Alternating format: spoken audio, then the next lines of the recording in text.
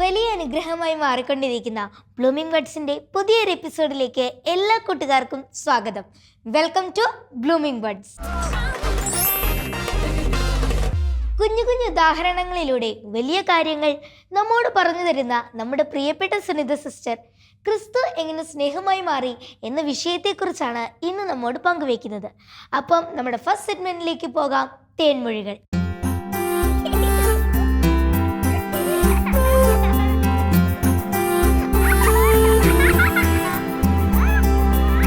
Hi friends, praise God. സ്നേഹം, പ്രണയം ലോകത്തിലെ ഏറ്റവും കൂടുതൽ ഇന്നത്തെ കാലത്ത് തെറ്റിദ്ധരിക്കപ്പെടുന്ന വാക്കുകളാണിവ. സ്നേഹം എന്ന് പറഞ്ഞാൽ ക്രിസ്തു, ക്രിസ്തു എന്ന് പറഞ്ഞാൽ സ്നേഹം. ഇതിനപ്പുറം മറ്റൊരു ഡെഫിനിഷൻ ഇല്ല, മറ്റൊരു വ്യക്തിയില്ല. ഉദാഹരണത്തിന്, ക്രിസ്തുവിനെ എന്തുകൊണ്ട് സ്നേഹിക്കണം? ക്രിസ്തു എങ്ങനെ സ്നേഹമായി മാറി? 6 കാരണങ്ങൾ. പല കാരണങ്ങളുണ്ട്, ഒരു 6 കാരണങ്ങൾ. 1, ക്രിസ്തുവിന് എൻ്റെ പേരറിയാം. 2, ക്രിസ്തുവിൻ്റെ ചിന്തയിൽ ഞാനുണ്ട്. ക്രിസ്തു മറക്കോ? ഇല്ല, ക്രിസ്തുവിൻ്റെ ചിന്തയിൽ ഞാനുണ്ട്. 3, ക്രിസ്തു എനിക്ക് വേണ്ടി വലിയ വലിയ പദ്ധതികൾ, ദൈവിക പദ്ധതികൾ, സ്വപ്ന പദ്ധതികൾ തയ്യാറാക്കുന്നു. 4, ദൈവം എനിക്ക് വേണ്ടി, ക്രിസ്തു എനിക്ക് വേണ്ടി പോരാടും, എനിക്ക് വേണ്ടി യുദ്ധം ചെയ്യും. 5, ദൈവം എൻ്റെ അഭയ കേന്ദ്രമാണ്. ആരൊക്കെ ഉപേക്ഷിച്ചാലും, ആരുമില്ലെങ്കിലും ക്രിസ്തുവിൻ്റെ മാറില്, ക്രിസ്തുവിൻ്റെ ഹൃദയത്തോട് എനിക്ക് ഒട്ടി നിൽക്കാം. ആ ഹൃദയം എനിക്ക് വേണ്ടിയുള്ളതാ, ഉറപ്പല്ലേ? അപ്പം 5 കാര്യങ്ങളായി. 6ാമത്തത്, ദൈവം എപ്പോഴും കൂടെയുണ്ട്, എൻ്റെ കൂടെയുണ്ട്, യുഗാന്ത്യം വരെ നിന്റെ കൂടെ ഉണ്ടാകും. അതല്ലേ പ്രോമിസ്? അപ്പൊ ഇതൊക്കെയല്ലേ സ്നേഹത്തിന്റെ അടയാളം? 1ാമത്തെ എന്താ? എൻ്റെ പേര് മണിമണിയെ കൃത്യമായിട്ട് ഈശോയ്ക്ക് അറിയാം. 2, ഈശോയുടെ ചിന്തയിൽ ഞാനുണ്ട്, ഈശോ എനിക്ക് വേണ്ടി പദ്ധതികൾ തയ്യാറാക്കുന്നു. 4, ഈശോ എൻ്റെ അഭയ കേന്ദ്രമാണ്, ഈശോ എനിക്ക് വേണ്ടി പോരാടും. 6, ഈശോ എൻ്റെ കൂടെയുണ്ട്. ഇതാണ് സ്നേഹം. ഇതുപോലെ ഒരു ട്രയാങ്കുലർ തിയറി ഓഫ് ലവ് അത് കണ്ടുപിടിച്ചത്, അല്ലെങ്കിൽ അത് ഡെവലപ്പ് ചെയ്തെടുത്തത് സ്റ്റേൺബർഗ് എന്ന ഒരു ഓഥറാണ്.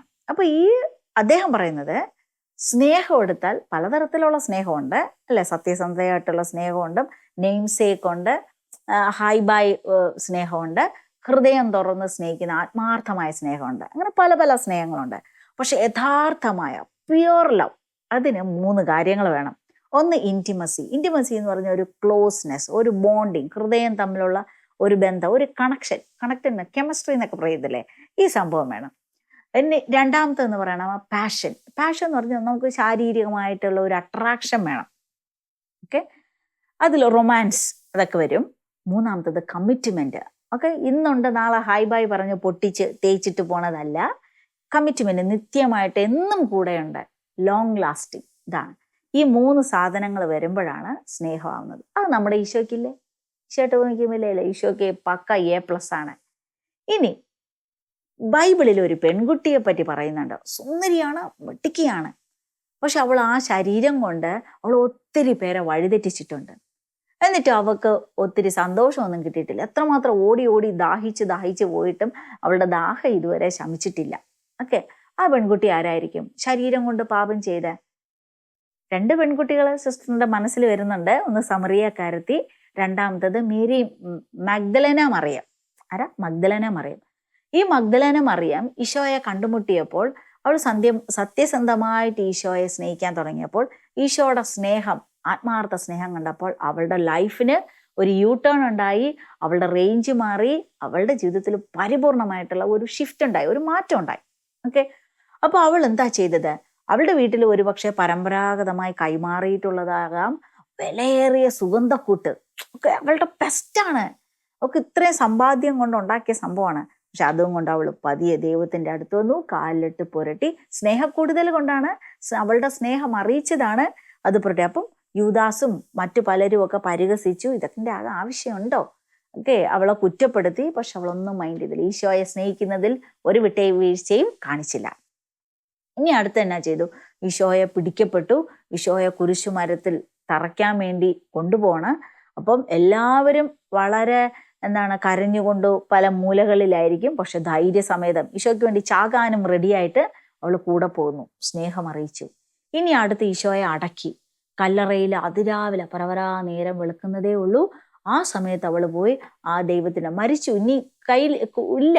സാധാരണ ബുദ്ധി കൊണ്ട് ചിന്തിക്കുമ്പോൾ ഞാൻ സ്നേഹിച്ച ആള് പോയി, എങ്കിലും അവൾ ആ കല്ലറയിൽ പോയിരുന്ന് എന്താണ് ഒരിക്കൽ കൂടി അവസരം കിട്ടുവാണെങ്കിൽ ഒന്ന് തൈലം പൂശണം, അല്ലെങ്കിൽ അത് ബോഡി എടുത്തുകൊണ്ട് പോയി പോണം എന്നൊക്കെ ഉള്ള ചിന്തയിലായിരിക്കാം അവൾ വന്നത്. കണ്ടോ, അതൊക്കെ കാണിക്കുന്ന സ്നേഹം. ഈശോ അവൾക്ക് കൊടുത്ത റിവാർഡ് എന്താ, പ്രതിഫലം എന്താ? അവൾക്ക് പറ്റുന്ന രീതിയിൽ ദൈവത്തെ പ്രണയിച്ചു, സ്നേഹിച്ചു. ഈശോ ഡബിൾ ട്രിപ്പിൾ ബോണസ് ആണ് കൊടുത്തത്. ഉദാഹരണത്തിന്, ഈശോ ഉയർത്തെഴുന്നേറ്റപ്പോൾ ആദ്യം പ്രത്യക്ഷപ്പെട്ടത് ആർക്കാ? ഈ പാപി എന്ന് പറയുന്ന മഗ്ദലേന മറിയത്തിനല്ലേ? ഓക്കെ, അപ്പൊ ഒന്നാമത്തത് ഫസ്റ്റ് ഗിഫ്റ്റ്, ഈശോയെ ഉത്ഥിതനായ ക്രിസ്തുവിനെ കാണാൻ പറ്റിയത്, ആദ്യമായി കാണാൻ പറ്റിയത് നമ്മുടെ ഈ ചേച്ചിക്ക, മഗ്ദലേന മറിയത്ത്. രണ്ടാമത് ഇവളെയാണ് അയക്കുന്നത്. ഈശോയുടെ കൂടെ ഒട്ടിച്ചേർന്ന് രാവും പകലും നടന്ന ചേട്ടന്മാരാണല്ലോ സ്ലീഹാന്മാര്. ഈ സ്ലീഹാന്മാർക്ക് ഈ ഉത്ഥിതന്റെ വിവരം അറിയിക്കാൻ ഏൽപ്പിച്ചത് നമ്മുടെ ചേച്ചിയാണ്.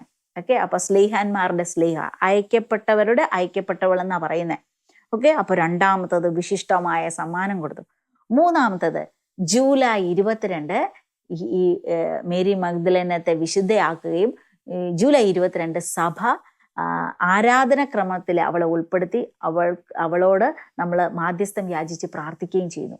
ഓക്കെ, അപ്പൊ വലിയ സംഭവമല്ലേ? നമ്മൾ ആരാധനക്രമത്തിൽ നമ്മൾ പാപി എന്ന് പറഞ്ഞ് മുദ്ര ചെയ്യപ്പെട്ട ആ ചേച്ചി മാനസാന്തരപ്പെട്ട് ക്രിസ്തുവിനെ കട്ടയ്ക്കങ്ങ് പ്രണയിക്കാൻ തുടങ്ങിയപ്പം ദൈവം കൊടുത്ത റേഞ്ച് കണ്ടോ? ഓക്കെ, ഇനി എവിടെയൊക്കെ സുവിശേഷം പ്രഘോഷിക്കുന്നു അവിടെയെല്ലാം ഈ ചേച്ചിയുടെ, മേരി മഗ്ദലേനയുടെ പേര് അനുസ്മരിക്കപ്പെടും. ഇതാണ് കർത്താവിൻ്റെ എന്താണ് ബോണസ്, കർത്താവിൻ്റെ ഗിഫ്റ്റ്. നമ്മൾ ഈശോയോട് ഒന്ന് അടുക്കാൻ ശ്രമിച്ചാൽ ദൈവം നമ്മളിങ്ങനെ പൊതിഞ്ഞ് പിടിച്ച് നമ്മുടെ റേഞ്ചും ലെവലും ഒക്കെ മാറ്റിത്തരും. ക്രിസ്തുവിനെ പ്രണയിക്കണം. അപ്പൊ സിസ്റ്റർ പറഞ്ഞു വെച്ചത് ഇത്രയേ ഉള്ളൂ. സ്നേഹം എന്ന് പറഞ്ഞാൽ ക്രിസ്തുവാണ്. ആ ക്രിസ്തുവിനെ സ്നേഹിച്ചാൽ നമ്മളെയും ആ ക്രിസ്തുവിൻ്റെ സ്നേഹം കൊണ്ട് പൊതിയുക മാത്രമല്ല, വലിയ വലിയ റേഞ്ചിലേക്ക് നമ്മളെ മാറ്റും. ഓക്കെ, എന്തുകൊണ്ട് ക്രിസ്തുവിനെ നമ്മൾ ചേർത്ത് പിടിക്കണം? അതിന് സിസ്റ്റർ ഒരു 6 കാര്യം പറഞ്ഞു.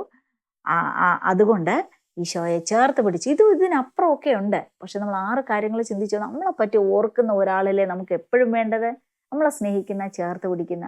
അപ്പോൾ മേരി മഗ്ദലേനയെ പോലെ നമുക്കും എന്തൊക്കെ കുറവുകളുണ്ടെങ്കിലും നോ പ്രോബ്ലം, എന്തൊക്കെ ബലഹീനതകൾ ഉണ്ടെങ്കിലും നോ പ്രോബ്ലം, 10 കൽപ്പനകളും പൊട്ടിച്ചിട്ട് നിൽക്കുന്ന ആളെങ്കിലും നോ പ്രോബ്ലം. നീ ആത്മാർത്ഥമായി ധൂർത്തപുത്രനെ പോലെ, അപ്പാ എന്നെ ഒന്ന് ഓർക്കണേ. കള്ളനെ കണ്ടില്ലേ? നല്ല കള്ളനിൽ നിന്നും നമുക്ക് പഠിക്കാനുണ്ട്. ആരെങ്കിലും കള്ളന്മാരെ നല്ല കള്ളാന്ന് വിളിച്ച് കേട്ടിട്ടുണ്ടോ? കള്ളനാണ്. പക്ഷേ ഈശോയുടെ ഒരു ഭാഗത്ത് കിടന്ന കള്ളൻ കർത്താവിനെ കണ്ടു, തിരിച്ചറിഞ്ഞു. 2 കാര്യം. മൂന്നാമത്തത് എന്നെ ഓർക്കണേ എന്ന് പ്രാർത്ഥിച്ചു. ഇത്രേ ചെയ്തോളൂ. നല്ല കള്ളൻ കുമ്പസാരിച്ചിട്ടുണ്ടോ? ജ്ഞാനസ്നാനം സ്വീകരിച്ചോ? നല്ല കള്ളൻ പള്ളിയിൽ പോയോ? അവന് വിശ്വാസം ഉണ്ടോയെന്നൊന്നും എനിക്കറിയത്തില്ല, തരികിട സ്വഭാവമായിരിക്കും. പക്ഷെ അവൻ ക്രിസ്തുവിനെ കണ്ടെത്തിയപ്പോൾ അവൻ തിരിച്ചറിഞ്ഞു, ആ ക്രിസ്തുവിൻ്റെ ദൈവികത കണ്ടു. എന്നിട്ട് പറഞ്ഞു എന്നെ ഓർക്കണേ. ഈ പ്രാർത്ഥനയാണ് പറുദീസയിൽ ഈശോയുടെ ഒപ്പം ചേർന്ന് കയറാൻ അവനെ യോഗ്യനാക്കി തീർത്തത്. അതുപോലെ നല്ല കള്ളനെ പോലെ നമുക്കും ക്രിസ്തുവിൽ ദൈവത്തെ കാണാം, സ്നേഹത്തെ കാണാം, നമ്മളെ ഓർക്കണേന്ന് പ്രാർത്ഥിക്കാം. മേരി മഗ്ദലേനെ പോലെ നമുക്കുള്ള വിലപ്പെട്ടതൊക്കെ കർത്താവിൻ്റെ കയ്യിൽ കൊടുക്കാം, അനുഗ്രഹിക്കാൻ പറയാം. ദൈവം നമ്മളെ ചേർത്ത് പിടിക്കും. തീർച്ചയായിട്ടും ദൈവത്തെ പോലെ വളരാനും ഉയരാനും ക്രിസ്തുവിൻ്റെ സ്നേഹം നമ്മളെ സഹായിക്കും, പൊതിഞ്ഞു പിടിക്കും. ആമേൻ. ഇന്നത്തെ ജീവിത സാഹചര്യങ്ങളിൽ ആർക്കെങ്കിലും വിശുദ്ധനാവാൻ പറ്റുമോ? യെസ്. ഈ സൈബർ യുഗത്തിലെ വിശുദ്ധനായ വാഴ്ത്തപ്പെട്ട കാർലോ അക്യൂട്ടിസിനെ കുറിച്ചാണ് ആന്റണി അച്ഛൻ ഇന്ന് നമ്മളോട് പങ്കുവയ്ക്കുന്നത്. ആന്റണി അച്ഛൻ്റെ വാക്കുകൾക്കായി നമുക്ക് കാതോർക്കാം. വിശുദ്ധരും കുട്ടികളും.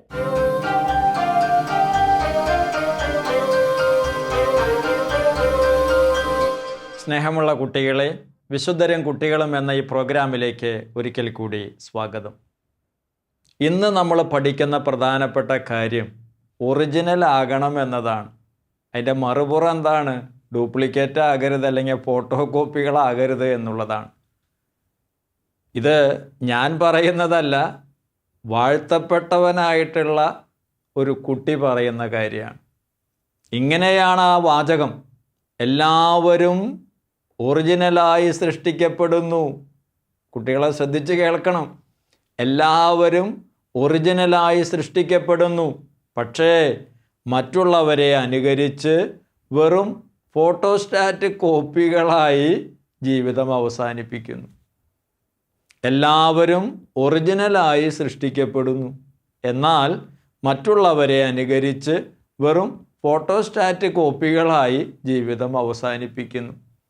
വാഴ്ത്തപ്പെട്ട കാർലോ അക്വിറ്റീസ് പറഞ്ഞിരിക്കുന്ന കാര്യമാണിത്. എത്രയോ വാസ്തവം. നമ്മൾ ഓരോരുത്തരും ഒറിജിനലായിട്ടാണ് സൃഷ്ടിക്കപ്പെട്ടിരിക്കുന്നത്. മറ്റുള്ളവരെ അന്ധമായി അനുകരിച്ച് ഫോട്ടോസ്റ്റാറ്റ് കോപ്പികളായിട്ട് ജീവിതം അവസാനിപ്പിക്കരുത്. ഒറിജിനലായിട്ട് എങ്ങനെ ജീവിക്കാം? ഒറിജിനലായിട്ടുള്ള വിശുദ്ധ ജീവിതം എങ്ങനെ നയിക്കാം? ഇത് നമ്മളെ കൃത്യമായിട്ട് ജീവിതത്തിലൂടെ കാണിച്ചു തന്ന വാഴ്ത്തപ്പെട്ട കാർലോ അക്വിറ്റീസാണ് ഈ കാര്യം നമ്മളോട് പറയണേ. സക്രാരിയുടെ മുൻപിൽ ധാരാളം സമയമിരുന്ന് പ്രാർത്ഥിച്ചിരുന്നൊരു കുട്ടി, 7ാമത്തെ വയസ്സിൽ ആദ്യ കുർബാന സ്വീകരണം നടത്തിയ കുട്ടി, ഈ കുട്ടി ധൈര്യമായിട്ട് പറയുകയാണ്, വിശുദ്ധ കുർബാനയാണ് എനിക്ക് സ്വർഗത്തിലേക്കുള്ള വഴി. വിശുദ്ധ കുർബാനയാണ് എനിക്ക് സ്വർഗത്തിലേക്കുള്ള വഴി.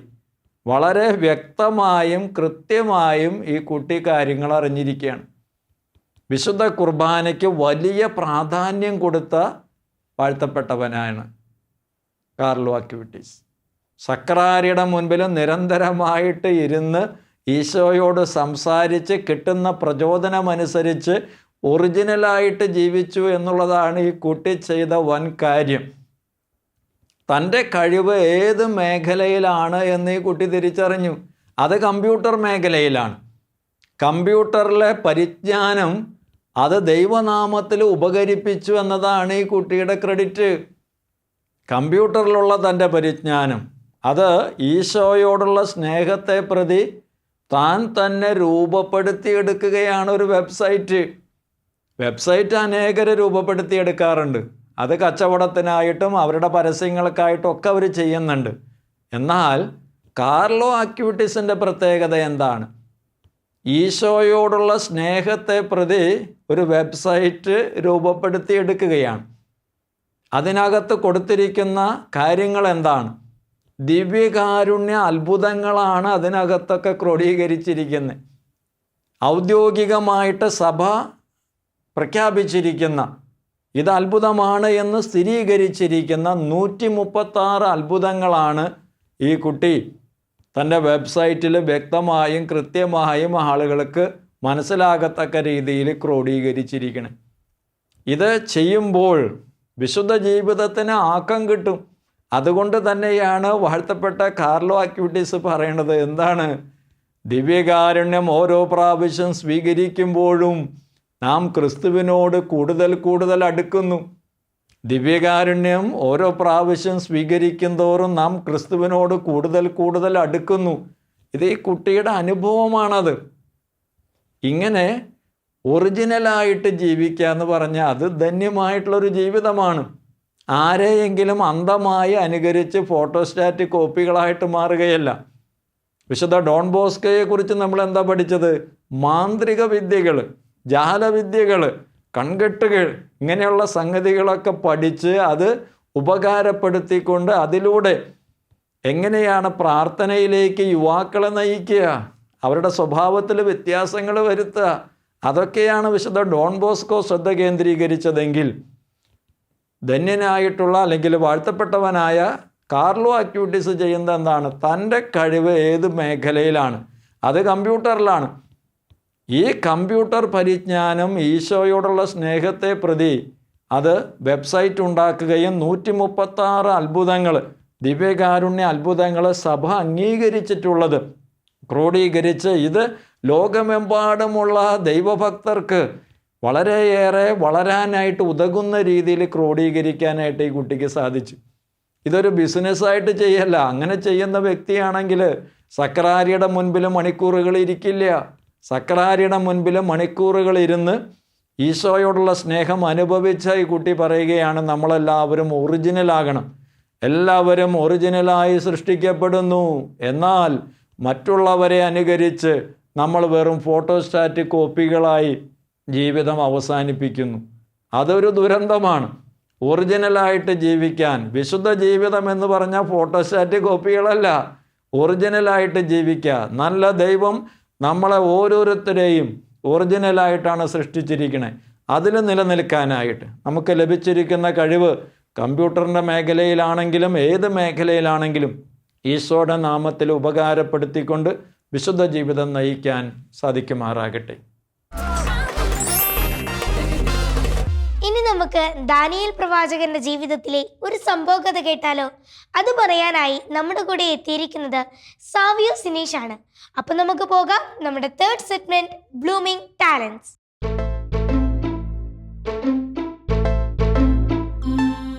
ഹായ് കൂട്ടുകാരെ, നമുക്കിന്നൊരു കഥ കേട്ടാലോ? ദാനിയേലും സിംഹങ്ങളും. നെബൂഖദ്നേസർ രാജാവിന്റെ മരണശേഷം ദാരിയസ് രാജാവായി. ദാരിയസ് രാജാവ് ദാനിയേലിനെ തന്റെ മേൽനോട്ടക്കാരനായി നിയോഗിച്ചു. മറ്റുള്ള 3 മേൽനോട്ടക്കാരേക്കാൾ ദാനിയേൽ സമർത്ഥനും സൽസ്വഭാവിയുമായിരുന്നു. അതിനാൽ രാജാവ് ദാനിയേലിന് തന്റെ രാജസഭയിൽ നല്ലൊരു പദവി നൽകുവാൻ തീരുമാനിച്ചു. ഇത് മറ്റുള്ളവരിൽ അസൂയ ഉണ്ടാക്കി. അവർ 3 പേരും ദാനിയേലിന്റെ പ്രവൃത്തികളിൽ കുറ്റം കണ്ടുപിടിക്കുവാൻ ശ്രമിച്ചു. എന്നാൽ ദാനിയേൽ യാതൊരു കുറ്റകൃത്യവും ചെയ്യാത്തവനായിരുന്നു. ദാനിയേൽ സൽസ്വഭാവിയും സത്യസന്ധനും ദൈവവിശ്വാസമുള്ളവനുമായിരുന്നു. അതിനാൽ അവർ 3 പേരും ദാനിയേലിനെ തന്റെ ദൈവവിശ്വാസം ഉപയോഗിച്ച് വീഴ്ത്തണമെന്ന് ആലോചിച്ചു. അങ്ങനെ ഒരു ദിവസം അവർ 3 പേരും രാജാവിന്റെ അടുക്കൽ വന്ന് പറഞ്ഞു, രാജൻ, അടുത്ത 30 ദിവസത്തേക്ക് ഒരാളും യാതൊന്നും ദൈവത്തിൽ നിന്നോ മറ്റൊരാളിൽ നിന്നോ സ്വീകരിക്കുവാൻ പാടില്ല. എന്തും അങ്ങയിൽ നിന്ന് മാത്രം സ്വീകരിച്ചു കൊള്ളട്ടെ. രാജാവിന് ഈ ആശയം യുക്തമെന്ന് തോന്നി. എന്നാൽ ദാനിയേൽ എല്ലാ ദിവസവും 3 നേരം ദൈവത്തെ ആരാധിക്കുന്നവനായിരുന്നു. പതിവ് പോലെ അവൻ വീട്ടിലേക്ക് ചെന്ന് ദൈവത്തെ ആരാധിച്ചു. ദൈവമേ, എന്നിൽ കരുണയുണ്ടാകണമേ. അസൂയാലുക്കൾ അവനെ പിന്തുടർന്ന് അവന്റെ പ്രവൃത്തികൾ നിരീക്ഷിച്ച് അത് മുഴുവനായി രാജാവിനെ അറിയിച്ചു. രാജൻ, ദാനിയേൽ ദൈവത്തെ ആരാധിക്കുന്നു, അവനെ സിംഹക്കൂട്ടിലടയ്ക്കുവിൻ. എന്നാൽ രാജാവിന് ദാനിയേലിനെ സിംഹക്കൂട്ടിലടയ്ക്കാൻ മനസ്സ് വന്നില്ല. ദാനിയേൽ സത്യസന്ധനായിരുന്നത് കൊണ്ടാണ് രാജാവിന് അവനെ സിംഹക്കൂട്ടിലടയ്ക്കാൻ പറ്റാതിരുന്നത്.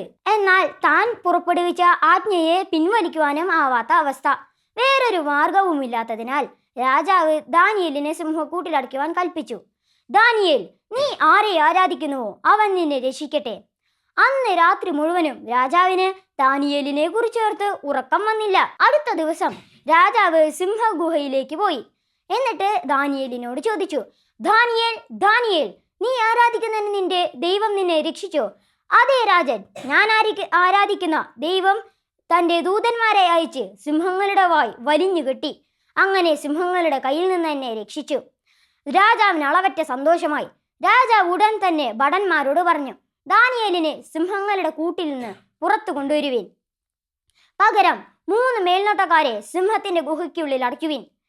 പകരം ദാനിയേൽ ആരാധിക്കുന്ന ദൈവത്തെ നിങ്ങൾ എല്ലാവരും ആരാധിച്ചു കൊള്ളുവാനും രാജാവ് പറഞ്ഞു. അങ്ങനെ രാജാവിന്റെ ആജ്ഞ പ്രകാരം ദാനിയേൽ ബാബിലോൺ ദേശത്തിന്റെ ഭരണാധികാരിയായി മാറി. പ്രിയ കൂട്ടുകാരെ, നിങ്ങൾക്ക് ഈ കഥയിൽ നിന്നും എന്താണ് മനസ്സിലായത്? എന്നും എല്ലായ്പ്പോഴും നമ്മൾ ദൈവത്തെ ആരാധിച്ചു കൊണ്ടിരിക്കണം. അപ്പോൾ നമ്മളുടെ ഏത് പ്രതിസന്ധിയിലും ദൈവം നമ്മോടൊപ്പം ഉണ്ടാവും. നന്ദി. ബ്ലൂമിംഗ് ബഡ്സിന്റെ പുതിയ എപ്പിസോഡ് ഇവിടെ വൈൻഡപ്പ് ചെയ്യുന്നതിന് മുമ്പായിട്ട് നമ്മുടെ പുതിയ നിയമത്തിലെ സക്കേവൂസിനെ നിങ്ങൾക്കൊക്കെ അറിയാലോ. സക്കേവൂസിന്റെ ഒരു മനോഹരമായ ഗാനമായിട്ടാണ് നമ്മുടെ കുഞ്ഞു കൂട്ടുകാർ ഇവിടെ റെഡി ആയിട്ടിരിക്കുന്നത്. അടിപൊളി ആക്ഷൻ സോങ് ആണ്. അപ്പോൾ നമുക്ക് ആ ആക്ഷൻ സോങ് ഒന്ന് കണ്ടാലോ?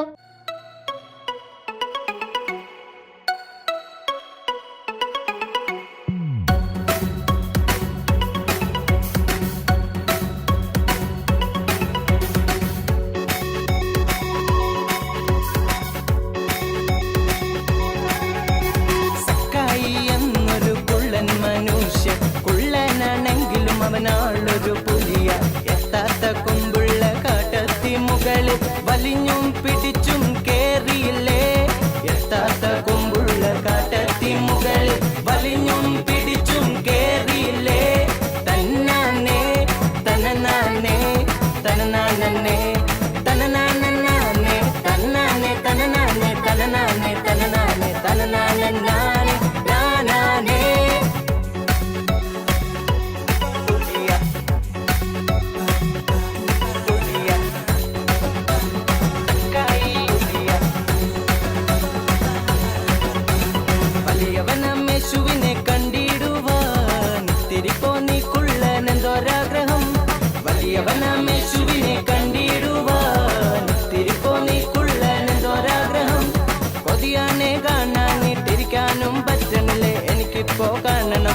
കണ്ടിടും ഞാൻ.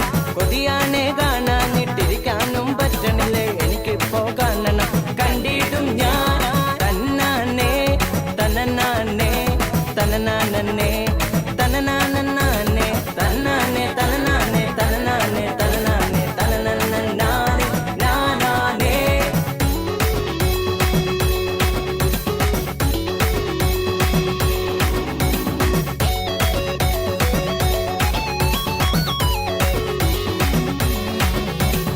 എല്ലാരെ നന്നായിട്ടറിയുന്നവൻ കുള്ളന സക്കായെ മുകളിൽ കണ്ടു. എല്ലാരെ നന്നായിട്ടറിയുന്നവൻ കുള്ളന സക്കായെ മുകളിൽ കണ്ടു. പതിയെ വാ ചാടൽ ഇറങ്ങി വാ സക്കായി, ഞാൻ ഇന്ന് നിൻ വീട്ടിൽ പാർക്കേണ്ടയോ. പതിയെ വാ ചാടൽ ഇറങ്ങി വാ സക്കായി, ഞാൻ ഇന്ന് നിൻ വീട്ടിൽ പാർക്കേണ്ടയോ. തന്നാനേ തനനാനേ തനനാനേ തനനാനേ തന്നാനേ തനനാനേ തനനാനേ തനനാനേ തനനാനേ നാനാനേ തന്നാനേ തനനാനേ തനനാനേ തനനാനേ നാനാനേ.